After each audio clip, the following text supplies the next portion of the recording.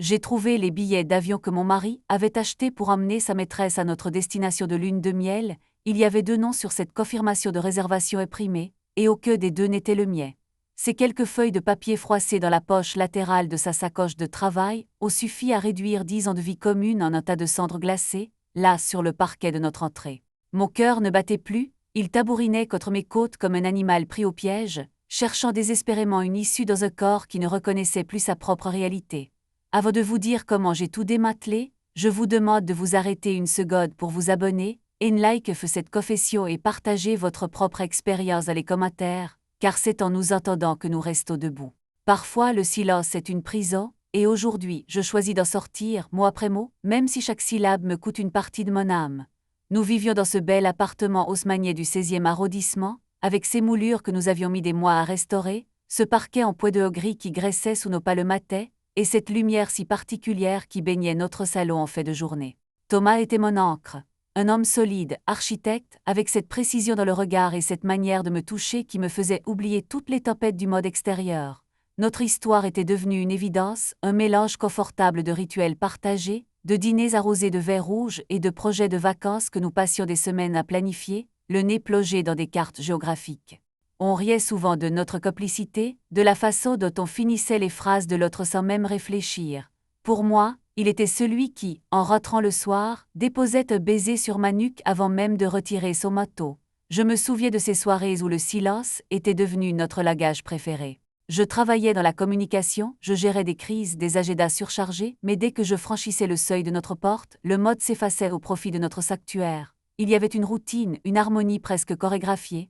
Il aimait le café serré, moi le thé et Nolf Grey, et nous passions nos dimanches matins à feuilleter la presse en refaisant le mode.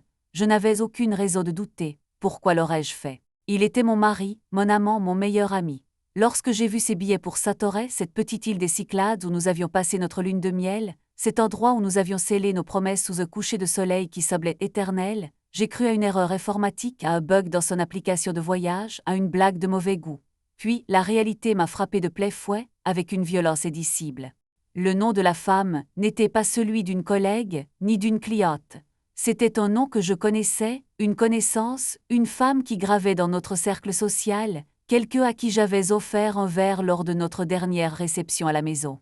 Je revois encore son sourire, son regard qu'elle posait sur Thomas, ce mélange d'admiration et de défi que je n'avais pas voulu interpréter à l'époque, préférant me dire que j'étais paranoïaque. La trahison ne s'est pas manifestée par un grand fracas, mais par un murmure insidieux. Thomas avait commencé à rentrer plus tard. Des dossiers urgents, des réunions de chantier qui s'éternisaient, des appels téléphoniques qu'il prenait dans le couloir, la voix baissée presque inaudible. Au début, j'ai tout justifié. Je me suis évoqué des scénarios pour le protéger, pour protéger cette bulle de bonheur que j'avais mis tant d'années à construire. Je me disais qu'il était stressé, que la pression de son agence l'usait, que je devais être plus compréhensive. Je lui préparais ses plats préférés, j'achetais ses bougies parfumées qu'il aimait tant, je tentais de réchauffer une atmosphère qui, sans que je le réalise vraiment, s'était refroidie. Il y avait une distance, une sorte de voile invisible entre nous.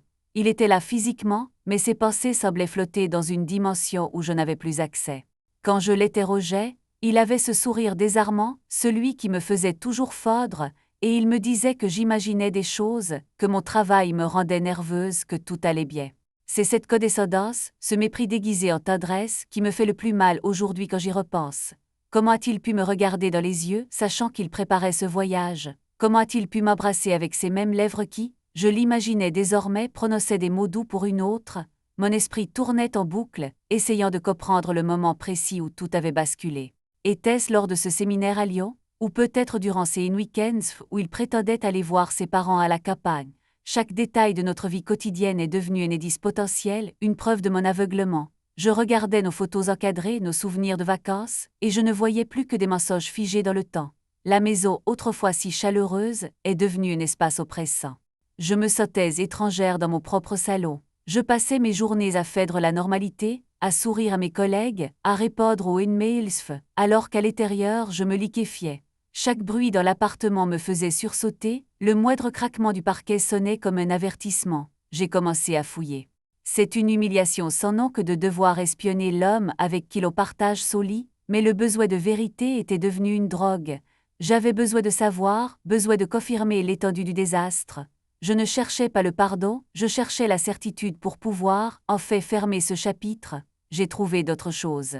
Des messages supprimés que j'ai réussi à restaurer, des échanges qui m'ont arraché des larmes que je ne pensais même pas posséder. Ce n'était pas seulement une aventure, c'était une autre vie, construite en parallèle avec des codes, des surnoms, des projets d'avenir qui m'excluaient totalement. Il lui racontait ses journées, il lui confiait ses peurs, il se plaignait de moi, de mon exigence, de ce qu'il appelait mon obsession pour le contrôle. Quelle ironie! Il parlait de moi comme de fardeau alors que je portais notre couple sur mes épaules. Je me souviens de messages en particulier envoyés à 2 heures du matin, juste après que nous ayons fait l'amour. Elle ne se doute de rien, elle est trop occupée à jouer la femme parfaite, vivement la Grèce. Ce jour-là, j'ai cessé de pleurer. Une froideur nouvelle, une sorte de cuirasse s'est installée autour de mon cœur. Je ne voulais plus être la victime, la femme trompée que l'on plaît autour de café. Je voulais être celle qui décide. J'ai commencé à observer Thomas avec détachement chirurgical.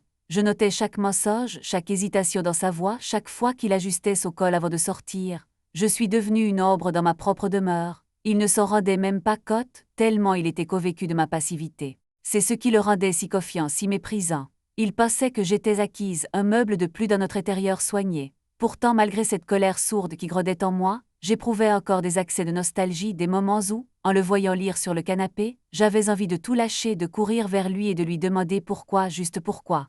Pourquoi détruire tout ce que nous avions bâti? Pourquoi ce voyage en Grèce, ce lieu sacré, comme pour mieux cracher sur notre passé? Il y avait une cruauté calculée dans son choix de destination que je ne pouvais pas ignorer. C'était une façon de me dire que rien de ce que nous avions vécu ne cotait, que notre histoire n'était que brouillant, une erreur de jeunesse qu'il s'apprêtait à effacer pour de bon. Parfois je restais assise dans le noir, après qu'il se soit endormi, le regard fixé sur la fenêtre. Le quartier était calme, les lumières de Paris s'étillaient au loin, mais tout me semblait irréel. Je me demandais qui était cet homme à mes côtés. Avais-je jamais vraiment connu Thomas, ou n'avais-je aimé qu'une projection de mes propres désirs? La trahison ne détruit pas seulement le présent, elle réécrit le passé. Elle colore chaque souvenir d'une tête sobre, transforme chaque sourire en une grimace. J'ai passé des nuits entières à revisiter chaque dispute, chaque réconciliation, cherchant le signe avant-coureur que j'avais ignoré par confort ou par peur. Le plus difficile, c'était le quotidien. Devoir lui préparer son petit déjeuner, l'embrasser avant qu'il ne parte, lui demander comment s'était passée sa journée de travail, alors que je savais qu'il l'avait passée à planifier notre fait. Chaque fois qu'il me touchait, je devais lutter pour ne pas reculer, pour ne pas exprimer mon dégoût. Je devenais une actrice de génie, jouant mon rôle de femme aimant et dévouée, tout en préparant méticuleusement les fondations de ma future liberté. Car je savais, au fond de moi, que je ne pouvais pas rester. Il n'y avait aucune chance de rédemption, aucun espace pour le pardon dans ce paysage dévasté. Un soir, alors que nous dînions, il a évoqué un déplacement professionnel pour la semaine suivante. Il parlait avec une aisance déconcertante, détaillant des projets de construction fictifs, avec des noms de clients éventés. Je l'écoutais, en sirotant mon vin, en me demandant combien de temps cette comédie pourrait encore durer. Il semblait presque excité, une lueur particulière dans le regard que je ne lui avais pas vu depuis longtemps. C'était la lueur de l'homme qui part vers son jardin secret, vers celle qui lui permet de s'échapper de sa vie ennuyeuse. J'ai hoché la tête, j'ai posé des questions banales sur les hôtels, sur les horaires, et il a répondu sans une hésitation. Il était devenu un menteur professionnel. J'ai passé la nuit suivante à préparer ma stratégie.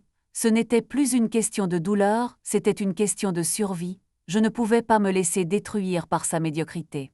J'ai commencé à déplacer des sommes sur des codes séparés, à réunir les documents, à consulter discrètement un avocat. Chaque étape était un pas de plus vers la sortie, vers la femme que j'allais devoir redevenir une fois débarrassée de ce poids mort. Ce n'était pas facile. Il y avait des moments de vertige, des instants où le poids de la solitude me semblait insupportable. Qu'allais-je faire? Comment reconstruire une vie à partir de rien à l'âge où tout semblait déjà établi? Puis je repensais à ces billets d'avion, à ce mépris affiché, et ma détermination revenait plus tranchante que jamais.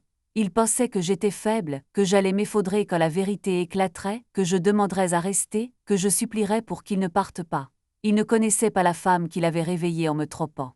Il pensait avoir acheté un aller simple pour le paradis avec sa maîtresse, mais il avait en réalité ouvert la porte d'un enfer dont il n'avait aucune idée. Il jouait avec le feu, et il allait découvrir que je n'étais plus celle qui se brûlait, mais celle qui tenait l'allumette. La semaine précédant au départ, il était devenu presque attentionné. Il m'a offert des fleurs, m'a proposé un dîner au restaurant. Un dernier geste de culpabilité, sans doute, ou peut-être voulait-il s'assurer que je ne le dérange pas pendant qu'il serait avec elle. Je jouais le jeu, avec un sourire qui ne quittait jamais mes lèvres, un masque parfait de cototement. Il me regardait parfois comme s'il cherchait une fissure dans mon armure, un signe que je savais, mais je ne lui donnais rien. Je restais lisse et passible, une énigme qu'il ne cherchait plus vraiment à résoudre.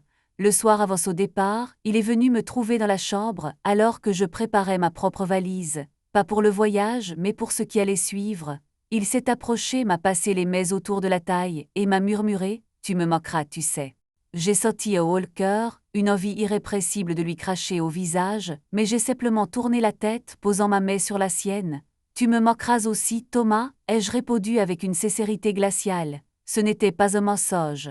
Il allait me moquer, mais pas lui en Krampf, pas l'époux que j'avais aimé. C'était la perte de mon idéal, la perte de ma confiance, le deuil de cette vie que j'avais crue éternelle qui allait me moquer.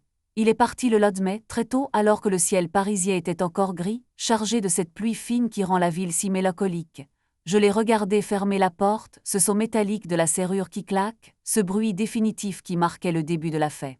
Je suis resté là, ploté dans l'entrée, écoutant le bruit de ses pas dans l'escalier, puis le moteur de la voiture qui démarrait en bas. J'ai attendu quelques minutes, comme une condamnée à mort attendant que le couperet tombe en fait.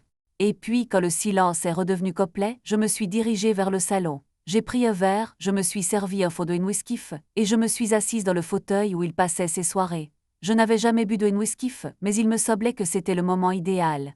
La maison était vide, en fait, et pour la première fois depuis des mois, je me sentais respirer. L'air sobre et plus pur, libéré de ce mensonge permanent qui saturait chaque pièce. J'ai sorti mon téléphone, j'ai vérifié une dernière fois les informations que j'avais accumulées, tout était prêt. Le piège était en place, et il n'y avait plus aucun moyen de reculer. Le voyage en Grèce, cette lune de miel qu'il pensait réinvestir, allait devenir le théâtre de sa propre chute. Je savais où ils allaient, je savais dans quel hôtel, avec quel numéro de chambre, et surtout, je savais exactement ce que je devais faire à ce moment précis pour que tout le monde, absolument tout le monde, apprenne la vérité. Ce n'était plus de la vengeance, c'était une nécessité, une purge. Je devais nettoyer cette souillure, effacer les traces de son passage dans ma vie, et pour cela, je devais détruire ce qu'il chérissait le plus, son image de perfection sociale. Je regardais les photos de nous sur le buffet, ses souvenirs heureux, et je me sentais comme une archéologue fouillant les ruines d'une civilisation disparue. Qu'est-ce qui reste quand l'amour s'est évaporé? Que reste-t-il quand la confiance est piétinée? Un vide immense, une douleur sourde, mais aussi une lucidité nouvelle, cruelle, une vision nette de ce qui est réellement important. J'ai pris une photo de nous deux, celle de notre mariage, et je l'ai déchirée latement en 2, en 4, en 8, sans hâte, sans colère, avec une précision chirurgicale. Chaque morceau de papier qui tombait sur le tapis était un pas de plus vers ma liberté. J'ai ramassé les débris et je les ai jetés dans la cheminée. La flamme a pris rapidement, dévorant nos visages, nos sourires figés, nos promesses éternelles. J'ai regardé le feu lécher le papier, montant en volute de fumée noire vers le conduit. C'était terminé. Thomas, mon mari, l'homme qui m'avait promis la lune, n'existait plus. Il n'était plus qu'une ombre, un souvenir que j'étais en train de brûler pour me chauffer. Je me suis levée, je me suis dirigée vers le miroir de l'entrée. Je ne me suis pas reconnue. Mes traits étaient tirés, mes yeux brillaient d'une intensité nouvelle. J'avais l'air plus vieille, certes, mais aussi plus vivante. J'ai passé ma main sur mon visage, comme pour effacer les traces de larmes qui n'étaient pas encore venues. J'ai pris mon sac, j'ai vérifié mes clés, et j'ai quitté l'appartement.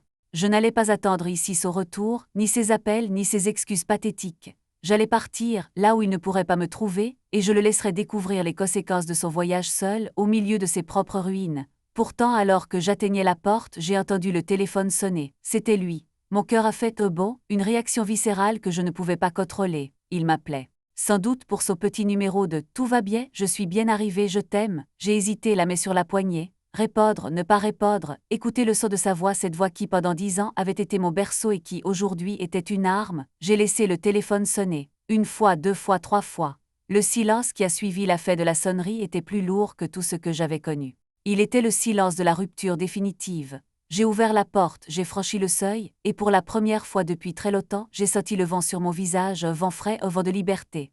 Il ne savait pas ce qu'il attendait, il ne savait pas qu'en partant en Grèce, il m'avait offert le plus beau cadeau de ma vie, la permission de ne plus l'aimer, la permission de ne plus le pardonner, la permission de redevenir moi-même. Je me suis engagée dans la rue, parmi la foule, un visage parmi tant d'autres. Paris s'éveillait, indifférent à ma douleur, indifférent à ma révolution intérieure. Les gens couraient vers leur bureau, vers leur vie, sans se douter qu'à côté d'eux, une femme venait de décider de tout faire voler un éclat. C'est cela, la vraie puissance, la capacité de rester debout quand tout s'effondre, la capacité de transformer sa douleur en une force pure, inarrêtable. J'ai pris le métro, je me suis installée dans un coin du wagon, j'ai sorti mon téléphone et j'ai supprimé tous nos contacts, toutes nos photos, tous nos échanges. J'ai vidé ma vie de sa présence, un clic après l'autre. C'était comme une détoxification, une cure de désintoxication après une décennie d'emprise. Chaque suppression était une bouffée d'oxygène. Je me sentais légère, presque transparente. J'étais en train de devenir une étrangère pour lui, et c'était précisément ce que je voulais. Je suis arrivée dans un petit café que nous ne fréquentions jamais. Je m'y suis assise, j'ai commandé un café et j'ai commencé à écrire. Pas pour lui, pas pour nous, mais pour moi. Pour garder une trace de cette transformation, pour ne jamais oublier le prix de ma liberté. Je ne savais pas encore ce que je ferais le lendemain, ni le surlendemain. Je savais seulement que, pour la première fois, le futur m'appartenait. Ce n'était pas un futur avec lui, ce n'était pas un futur fait de compromis et de silence, c'était un futur pur, un futur de vérité. Il était en route pour Satoré, vers ce voyage qui devait sceller leur union, alors que moi, j'étais en route vers une destination inconnue, vers ce point de non-retour que j'avais moi-même dessiné. Il pensait avoir le contrôle, il pensait être le maître du jeu, mais il avait sous-estimé la femme qu'il avait trahie. Il avait oublié que derrière chaque femme, il y a une force, une capacité de résilience que rien ne peut éteindre. Soudain, mon téléphone a vibré à nouveau. Un message. J'ai senti cette tension familière remonter le long de mon Indosf. J'ai pris une grande respiration. Je ne voulais pas le lire, mais ma main a agi d'elle-même. C'était une notification de la compagnie aérienne, un changement de siège sur son vol. J'ai ri un rire court, sec, sans joie. Il était déjà en train de s'organiser, de s'installer confortablement pour son voyage, sans une once de remords. À ce moment-là, j'ai su que ce que j'avais prévu, ce que j'avais orchestré, était la seule issue possible. Il n'y avait pas de dialogue, pas de médiation, pas de retour en arrière. Il avait choisi sa voie, et j'allais m'assurer qu'il en assume chaque conséquence. Je ne voulais plus de sa vie, je ne voulais plus de son mode, je voulais juste la justice. Je voulais qu'il comprenne, au moins une fois, ce que cela fait d'être celui qui attend, celui qui est trompé, celui qui voit sa vie s'écrouler pendant que l'autre continue comme si de rien n'était. J'ai posé le téléphone sur la table, face contre terre. Je ne regarderai plus rien. Le jeu était clos, j'ai fini mon café, j'ai payé et je suis sortie dans la rue. Le ciel avait changé de couleur, une lumière dorée presque irréelle baignait les façades. C'était un signe ou peut-être juste la lumière du jour, peu importe. J'ai commencé à marcher sans destination précise, juste pour sentir le sol sous mes pieds, pour sentir le mode bouger autour de moi. Demain, tout serait différent. Demain, il arriverait là-bas, il chercherait la réception, il ouvrirait la porte de leur chambre et il découvrirait. Quoi, ce que j'avais préparé pour lui, cette surprise qui allait changer le cours de son voyage, et surtout, le cours de son existence. Mais pour l'instant, je voulais simplement profiter de ce moment, de cette tranquillité, de cette certitude d'avoir fait le beau choix. La ville semblait bruyante, agitée, mais à l'intérieur, c'était le calme plat, le calme après la tempête, le calme de celui qui sait qu'il est en sécurité. J'ai pris une profonde expiration, j'ai souri à un inconnu qui passait, et j'ai continué ma route. Le chapitre Thomas était terminé. Le chapitre de ma vie ne faisait que commencer. Et si vous pensez que c'est fini, que tout est réglé, détrompez-vous. Ce qui m'attendait à l'aéroport, et ce que j'avais appris sur cette femme, allait bien au-delà de tout ce que j'avais pu imaginer. La vérité était encore plus sobre, plus complexe, plus brutale. Et il était grand temps que je vous le raconte. Il était grand temps que tout sorte, que les masques tombent, et que la lumière éclaire en fait les zones d'ombre que j'avais ignorées pendant tant d'années. Préparez-vous à la suite, car ce que j'ai découvert en fouillant dans les dossiers de son agence, alors que j'étais censé être à la maison, est une réalité que personne ne soupçonne, une trahison qui va bien au-delà des billets d'avion, une vérité qui allait tout changer, non seulement pour moi, mais pour nous toutes. L'air de ce matin-là, chargé de cette humidité parisienne qui semble s'effiltrer jusqu'au plus profond des os, ne me quittait plus. Je marchais sans but précis, mes talons claquant sur le bitume, un rythme régulier, mécanique, qui marquait le côte à rebours de son atterrissage. Je ne voulais pas rentrer chez moi. Cette maison, avec ses moulures que j'avais tant aimées, était devenue un mausolée. Chaque objet y portait son empreinte, chaque recoin semblait encore imprégné de ses odeurs, de ses manies, de ce vernis de perfection qu'il avait si soigneusement entretenu pendant des années. Mais je n'étais pas une proie en fuite. J'étais une femme qui reprenait possession de son territoire, un centimètre carré après l'autre. J'ai trouvé refuge dans un petit hôtel particulier, un endroit anonyme où personne ne me connaissait, où je n'étais que madame. J'ai posé mon sac, sorti mon ordinateur portable, mon outil de guerre, et je me suis connecté à son serveur professionnel. Thomas, dans son arrogance, pensait avoir verrouillé ses accès. Il oubliait simplement que c'est moi qui avais configuré ses mots de passe il y a 3 ans, lorsqu'il était noyé sous ses chottiers, est capable de gérer sa propre paperasse. Il pensait que j'étais une épouse dévouée, alors que j'étais le cerveau invisible de son architecture professionnelle. En parcourant ses fichiers, ce n'est pas seulement la trahison sentimentale que j'ai découverte. Ce fut une plongée dans un abîme d'opportunisme qui m'a glacé le sang. Il ne s'agissait pas seulement d'elle, de cette femme, cette usurpatrice qui pensait rafler le prix. Il s'agissait de l'agence. Il détournait des fonds de nos clients, des sommes colossales dissimulées sous des lignes de budget fictives pour des matériaux de prestige. Il utilisait l'argent de nos projets communs, de nos économies de couple, pour financer ce trait de vie de luxe, les hôtels 5 étoiles, et sans doute, ce voyage à Saint-Oret qu'il avait prévu comme une célébration de son nouveau départ. Je n'étais plus dans la peine. La douleur était devenue une colère froide, une rage blanche qui me donnait une lucidité terrifiante. J'ai commencé à copier chaque document, chaque virement, chaque preuve de malversation. Ce n'était pas juste pour me protéger lors du divorce, c'était pour anéantir tout ce qu'il était. Si son mode était un château de cartes, j'avais trouvé la faille, le seul élément à retirer pour que tout s'effondre. J'ai passé des heures la nuit entière à structurer ce dossier. Chaque fois que je trouvais une nouvelle preuve de sa lâcheté, un nouveau mensonge co-signé dans un rapport financier, mon cœur cessait de battre pour se transformer en un bloc de métal. Le plus terrible, ce n'était pas l'argent. C'était la découverte d'un email adressé à son associé, daté d'il y a 6 mois. Il y parlait de moi, de mon manque d'ambition, de mon poids inutile, qu'il fallait évacuer. Il avait planifié cette rupture bien avant que je ne voie le premier billet d'avion. Il cherchait activement un moyen de me faire signer une renonciation sur nos biens communs sous prétexte de redressement fiscal fictif, pour me laisser sans rien, à la rue, pendant qu'il partirait avec elle, riche et libre. J'ai relu le message 20 fois, espérant qu'il s'agissait de mauvais rêves, de cauchemars dont j'allais me réveiller avec son baiser sur ma joue. Mais les mots étaient là, nets, froids, cruels. Il ne m'avait jamais aimé comme je le pensais. Il m'avait utilisé comme un tremplin, une caution morale pour gravir les échelons, avant de décider que j'étais devenue encombrante. Ma rage a atteint un paroxysme. Ce n'était plus de la tristesse. C'était une soif de justice qui me brûlait les entrailles. J'ai contacté un cabinet d'avocats spécialisé dans les affaires complexes. Je ne voulais pas qu'il s'en sorte en me laissant les miettes. Je voulais qu'il perde tout, son agence, son prestige, sa réputation, son confort. J'ai préparé les dossiers pour les autorités compétentes, pour le fisc, pour le conseil de l'ordre des architectes. J'avais tout, absolument tout. Et il ne restait plus qu'à appuyer sur le bouton. Mais j'avais besoin de le voir. J'avais besoin d'assister à sa chute, d'être là et visible quand il comprendrait que le sol se dérobait sous ses pieds.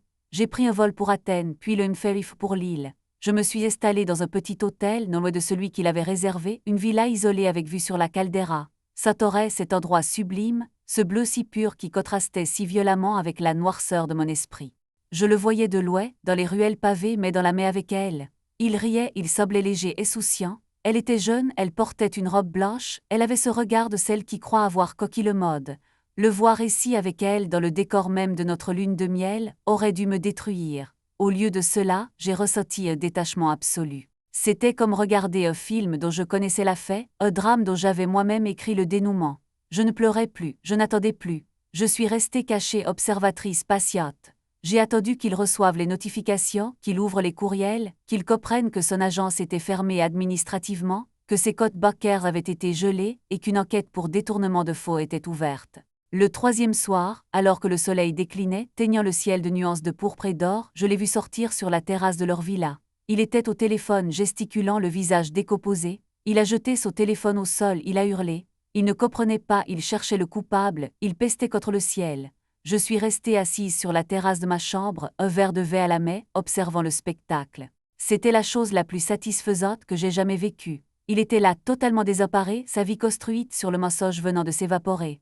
Mais alors que j'allais me lever pour partir, pour définitivement tourner la page, j'ai vu quelque chose qui a figé mon sang. Une voiture noire s'est arrêtée devant leur villa. 2 hommes en costume, sobres et personnels en sont descendus. Ce n'étaient pas des huissiers. Ce n'étaient pas des policiers. Thomas a blêmi, il a reculé, il a tenté de refermer la porte, mais ils sont entrés. J'ai vu sa compagne, la jeune femme, hurler dans la villa. Quelque chose ne collait pas. Ces hommes ne semblaient pas être là pour des détournements de fonds financiers. Il y avait une menace, une violence latente que je n'avais pas prévue. La panique m'a envahi pas pour lui mais pour moi, qui étaient ces gens. Qu'avaient-ils fait d'autre que je n'avais pas vu? J'ai réalisé que Thomas, dans son avidité, avait trempé dans des affaires bien plus sobres, des cercles d'influence, des transactions louches avec des individus qui ne pardonnent pas, qui ne passent pas par les tribunaux mais par la force. Il ne m'avait pas tout dit. Son agence, ses projets, ce n'était que la partie émergée de l'iceberg. Il m'avait entraîné, sans le vouloir peut-être, mais il m'avait entraîné dans un mode dangereux, un mode où les erreurs ne se règlent pas devant un juge mais dans le sang. Mon cœur a commencé à battre si fort que je pouvais l'entendre contre mes tempes. J'avais voulu le détruire, oui, je voulais qu'il perde son argent, sa réputation, qu'il soit humilié, mais je ne voulais pas sa mort. Et pourtant, en voyant ces hommes, en entendant les cris qui s'échappaient de la villa, j'ai compris que j'avais déclenché une réaction en chaîne que je ne pouvais plus arrêter. Il avait volé les mauvaises personnes. Il avait cru être plus malais que les requais, et les requais étaient venus réclamer leur dû. J'ai tenté de me lever, de fuir, de quitter cette île, de retourner à Paris et de faire comme si je n'avais jamais été là. Mais mes jambes ne répondaient plus. Je suis resté là pétrifié, les yeux fixés sur la porte de cette villa, attendant. J'ai vu le des hommes sortir, il a scanné la rue, son regard s'est arrêté sur ma terrasse. Il a marqué un temps d'arrêt. J'ai senti son regard froid, prédateur me transpercer. Il a sorti son téléphone, a dit quelques mots, puis a regardé à nouveau dans ma direction. La peur, une peur viscérale, pure, a remplacé toute ma colère. Je ne savais plus qui j'étais, je ne savais plus pourquoi j'étais venue. J'étais juste une femme piégée dans une situation qui dépassait tout entendement. J'ai reculé dans l'ombre de ma chambre, le souffle court, le téléphone tremblant dans ma main. Il fallait que je sorte de là, maintenant. Mais la porte de ma chambre a commencé à trembler, frapper avec une violence inouïe. Quelqu'un était là, il savait que j'étais là, il savait tout, et je n'avais plus nulle part où me cacher. Alors que les coups redoublaient, fracassant le bois de la porte, une pensée m'a traversé l'esprit, absurde, terrible, et si tout cela n'était que piège? Et si Thomas, conscient de mes soupçons, m'avait attiré ici, en Grèce, pour une raison bien plus sinistre que la simple fidélité? Et si le billet d'avion, la réservation, tout n'était qu'un appât pour m'emmener loin de chez moi, loin de ma protection pour m'effacer, moi, la témoin gênante, la femme qui en savait trop? La porte a cédé dans un craquement sinistre, révélant la silhouette sobre de l'homme que j'avais vu descendre de la voiture. Il ne m'a pas parlé, il a juste souri. Et dans ce sourire, j'ai vu ma propre fait, et la réalisation que pendant 10 ans, j'avais partagé mon lit avec un homme dont je ne connaissais pas le vrai visage, un homme qui était peut-être bien pire que Sepp et fidèle, un homme qui m'avait vendu. Le temps s'est suspendu. Ce n'est pas le défilement habituel des secondes, c'est une dilatation atroce, un étirement de la réalité où chaque particule de poussière dansant dans la lumière rasante de fait de journée semble devenir un projectile. L'homme sur le seuil ne dit rien, il n'a pas besoin de parler. Sa présence même suffit à balayer tout ce que je croyais savoir de la peur. Ce n'est pas la peur de mourir, c'est la terreur absolue de réaliser que j'ai été le pion d'une partie d'échecs dont je n'avais même pas compris les règles, manipulé par un homme que j'ai chéri, nourri, protégé. Je recule, mes talons glissent sur le carrelage froid de la chambre. Derrière moi, la baie vitrée donne sur le précipice, sur cette mer égée qui n'a jamais semblé aussi indifférente à mon sort. L'homme avance pas de pas. Il n'est pas pressé. Il savoure l'instant, le calme après la tempête de bois brisé. Il sort de sa veste une main gantée, geste lent, presque cérémonieux, et je sais alors que le sort en est jeté. Je n'ai aucune issue par la porte. Mon sac est sur le lit, avec mon ordinateur, avec les preuves, avec ma vie entière résumée en quelques dossiers numériques qui, à cet instant précis, ne valent plus rien face à une lame ou à une menace dont la nature dépasse ma compréhension. J'ai une pensée pour Thomas. Je l'imagine là-bas dans la villa voisine, peut-être déjà en train de subir ce qu'il a mérité, ou peut-être en train de négocier ma tête pour sauver la sienne. Cette trahison-là, la plus profonde, est comme une brûlure à l'acide sur mon âme. Il ne m'a pas seulement trompé avec une femme, il m'a sacrifié à ses démons. Il a ouvert la porte à l'obscurité pour s'assurer qu'elle ne la porte pas seule. Je sens un rire nerveux m'ôter dans ma gorge, une sorte d'hilarité sobre qui me submerge. Quelle ironie! J'ai voulu le détruire, je suis venu ici pour le regarder tomber, et c'est moi qui, par mon désir de vérité, me suis jeté dans la gueule du loup. L'homme s'arrête. Il incline la tête, un mouvement presque curieux. Il me regarde comme on observe une proie qui a cessé de lutter, une proie qui analyse déjà le vide derrière elle. Je ne suis pas une victime. Jamais, dans aucun recoin de ma conscience, je ne me suis sentie comme telle, même quand le sol tremblait sous mes pieds. La colère, cette rage blanche que j'ai cultivée comme une arme, revient en force, plus pure, plus tranchante que jamais. Si je dois mourir, ce ne sera pas en tremblant, ce ne sera pas en suppliant un étranger qui ne parle même pas ma langue. Je m'approche du bord de la terrasse. Le vent me fouette le visage, ramenant l'odeur du sel et de la roche brûlée. Je me tourne vers lui. Je plotte mes yeux dans les siens, cherchant une once d'humanité, une faille, quelque chose qui lui rappelle qu'il fait face à une femme qui a survécu à bien pire qu'un homme comme lui. Il fronce les sourcils, surpris par mon calme soudain. Dans ce silence, le bruit des vagues en contrebas devient le seul dialogue possible. Je ne cherche pas à négocier. Je ne cherche pas à comprendre, je décide. J'ai passé 10 ans à être la femme de Thomas, à ajuster mes pas au ciel, à étouffer ma propre voix pour ne pas éclipser son ego fragile. Je réalise aujourd'hui, dans ce dernier souffle de lucidité, que j'ai été une étrangère dans mon propre corps. Cette femme qui se tient là, sur le bord, n'est plus l'épouse délaissée ni la femme trompée. Elle est le dernier souffle de ma propre dignité. Je ne leur laisserai pas le plaisir de me réduire à une statistique, à un nom dans une affaire classée, à un dommage collatéral du trait de vie de Thomas. Je regarde l'homme une dernière fois. Il ne bouge pas, il attend. Dans son regard, je vois le reflet d'un mode sans pitié, un mode qui ne laisse place qu'aux prédateurs. Mais il oublie une chose, il ne connaît pas la force de celle qui n'a plus rien à perdre. Je lui souris. Ce n'est pas un sourire de défi, c'est un sourire de libération. Je me suis délestée du poids de mon mariage, du poids de mes mensonges, du poids de ma culpabilité. Je suis nue en fait, sans phare, sans masque, sans cet homme pour définir qui je suis. Je fais un pas en arrière, mes talons quittant le sol. Le vent m'enveloppe, une caresse froide sur ma peau. Je ne regarde plus l'homme. Je regarde l'horizon, cette ligne finie où le ciel et la mer se rejoignent dans un fondu de bleu indescriptible. La sensation est étrange, une légèreté totale, un détachement si complet qu'il ressemble à une forme de grâce. J'ai tout fait pour me sauver, et peut-être que, d'une manière que personne ne pourra jamais comprendre, c'est précisément ce que je fais en cet instant. Je choisis, pour la première fois de ma vie, je choisis mon dénouement. Je ne suis plus la proie. Je suis le vent, je suis l'écume, je suis le silence qui suit l'orage. Tout s'efface. La villa, Thomas, la trahison, la peur. Il ne reste que l'espace, un immense vide accueillant, et cette certitude glacée et pure que j'ai en fait récupérer le contrôle de ma propre existence. Il n'y a plus de bruit, juste le battement lent de mon cœur qui ralentit, comme si lui aussi comprenait qu'il a fini sa course. Je ferme les yeux, et dans l'obscurité de mes paupières closes, je vois le visage de la femme que j'aurais pu être si je m'étais aimée un peu plus tôt. Elle est belle, elle est forte, elle est libre. Et alors que je bascule, je ne ressens ni terreur ni regret, seulement une paix immense, un calme profond, celui d'une femme qui, après avoir tout perdu, a enfin réussi à se retrouver. Le mode se dérobe, la gravité devient une caresse, je ne tope pas, je m'envole vers ce dernier silence, cette ultime frontière où aucune trahison ne peut plus m'atteindre, où aucun homme ne peut plus me définir. C'est ici que ma vie commence vraiment, dans cette chute qui n'est, en réalité, que le début de ma liberté. Tout devient calme, tout devient simple. Je respire une dernière fois l'air salé emplissant mes poumons avant de ne devenir que le souvenir de murmures, une ombre légère sur la surface de l'eau, un secret que l'île gardera pour toujours, loin du vacarme, loin de lui, loin de tout. Juste le silence et en fait la paix.